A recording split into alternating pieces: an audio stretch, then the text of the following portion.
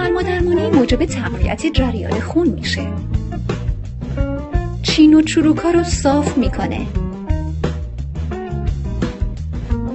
باعث شروع پروسه تجدید و نو شدن پوست میشه. موجب بسته شدن منافذ میشه.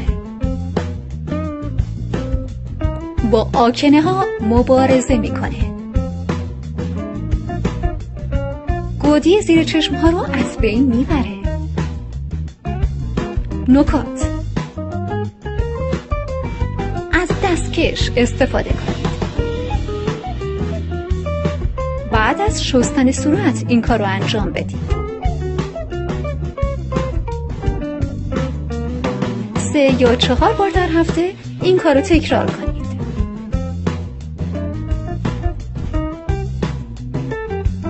در طول خطوط ماساژ باشه. قطعات یخ رو بیشتر از 1 هفته توی یخچال نگه ندارید. برای تهیه این قطعات از آب جوشونده شده یا تصفیه استفاده کنید. و برای رسیدن به بهترین نتیجه از بابونه، چای سبز و قهوه استفاده کنید. در این موارد از مصرف اون پرهیز کنید. در فصل سرما برای پوست‌های حساس و بیماری‌های مرتبط با سرماخوردگی.